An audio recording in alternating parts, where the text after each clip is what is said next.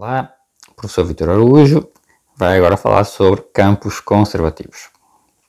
Portanto, em geral, a integral de um campo vetorial ao longo de uma curva, a integral de linha, de um ponto A até um ponto B, depende não apenas de A e de B, mas também do caminho de integração entre A e B. Olhem só um exemplo aqui. Calcule esta integral de linha entre os pontos a origem e 1, ao longo de duas curvas, a curva y igual a x e a curva y igual a x². Parametrizamos os dois caminhos sugeridos com t entre 0 e 1. O primeiro, ao longo da curva y igual a x, vai ser tt, okay? T na primeira coordenada, t na segunda coordenada, e o segundo vai ser tt². Isso são parametrizações de gráficos de funções. Okay? A função identidade e a função x², com t entre 0 e 1. As velocidades respectivas são 1 e 2t. E calculamos a seguir as integrais de linha. Estes são os caminhos representados no plano. São os dois caminhos, a identidade em azul e o gráfico da função y de x² em vermelho, e eles vão da origem até o ponto 1. Mesmo ponto inicial, mesmo ponto final, diferente caminho. Então, primeiro caso, caminho C1, temos aqui xy², y na segunda coordenada. Cada coordenada vai ser substituída por t, pelo parâmetro t, então ficamos com t² mais t, multiplicado pelo vetor velocidade, que é 1, né? Então ficamos com t³ mais t, de fato, e é muito fácil calcular esta integral. 1/4 mais 1/2, temos 3/4. O outro caso, nós vamos ter que substituir o x por t e o y por t², ok? Então vai ficar com t² t², o campo ao longo da curva, e o vetor velocidade é 1,2t. Ao fazer este produto interno, obtemos t² mais 2t ao cubo, e a primitivação e o cálculo integral definido são bem simples. Obtemos 2/3, valor diferente. Então, a integral de linha de um dado campo pode depender do caminho percorrido entre dois pontos fixados. Okay? Eu fixo os mesmos pontos iniciais e finais, com diferentes caminhos entre eles, vão dar diferentes integrais de linha em geral. Em certos casos, o valor integral de linha não depende do caminho percorrido, mas apenas do ponto inicial e final. Vamos ver agora mesmo um exemplo disso. O campo gravitacional, entre aspas, dado deste jeito, essencialmente isto aqui é o vetor R, o vetor que vai do ponto à origem, o vetor xy, né? Dividido por x² mais y² elevado a 3/2, e colocamos o sinal negativo aqui. Okay? Então, o trabalho realizado por uma partícula que se move de um ponto P1 até um ponto P2 depende apenas das distâncias à origem. Okay?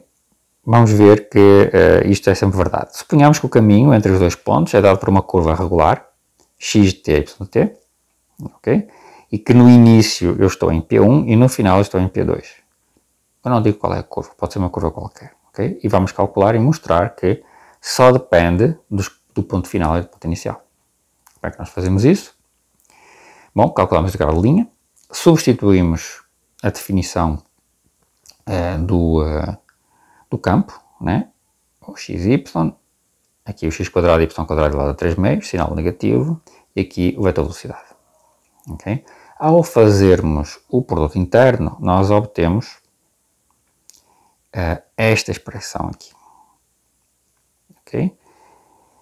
E agora, a observação fundamental aqui é que esta expressão que está aqui em numerador, né? Esta expressão que está aqui em numerador, vocês podem ver esta expressão como a derivada, aqui está um t, a derivada de x² mais y². Ok? Exceto por um fator 2, então eu coloco aqui 1/2. E incorporei o sinal menos aqui. Tá? Okay? Então, porquê é que eu incorporei o sinal menos lá em cima? Porque agora eu posso comparar com o que está aqui embaixo. Então, reparem, x² de t mais y² de t em cima, com a sua derivada, e embaixo x² de t mais y² de t elevado a 3/2.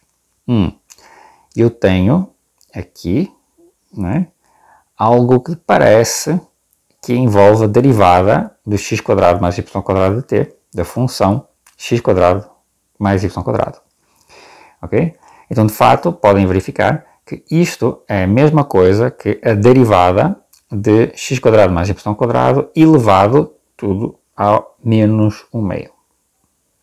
Ok? É só aplicar a regra da derivada da função composta e vocês podem conferir que esta expressão é esta derivada. Então, eu estou integrando uma derivada. Quando eu integro uma derivada, eu já sei que o integral é o valor da função que eu derivei, né, no final, menos o valor da função no início. Então, é a mesma coisa que esta expressão aqui, calculada no fim, menos calculada no início, pelo teorema fundamental do cálculo, e, portanto, eu obtenho estas diferenças. É o x² mais y² no t2, elevado a menos 1/2, menos a mesma expressão no t1. Okay? Então, isto é 1 sobre r2 menos 1 sobre r1, usando a definição do r que eu tinha escrito atrás. E, portanto, só depende do ponto final do ponto inicial. Ok? Isto é um exemplo de um campo que só depende, cujos integrais de linha não dependem do caminho. Okay? Então, nós vimos que este campo, né, satisfaz que o integral de linha ao longo de qualquer curva é 1 sobre a distância do ponto final até a origem, menos 1 sobre a distância do ponto final, do ponto inicial até a origem. Okay? E o C é uma curva que liga o A ao B. Portanto, está aqui um exemplo em que o integral de linha depende apenas dos extremos do caminho ao longo do qual integrarmos. Bom, concluímos que o campo gravitacional dado acima é um exemplo de campo cujo integral de linha não depende do caminho percorrido entre dois pontos dados, depende apenas do ponto final e do ponto inicial. Isso são campos conservativos. Um campo em algum domínio é conservativo se para quaisquer curvas C1, C2 com os mesmos extremos o integral coincide. Ou seja, duas curvas com os mesmos extremos têm o mesmo integral. Okay? Certo? Note que se o φ é conservativo, então o integral de linha ao longo de uma curva fechada tem que ser 0. Porquê?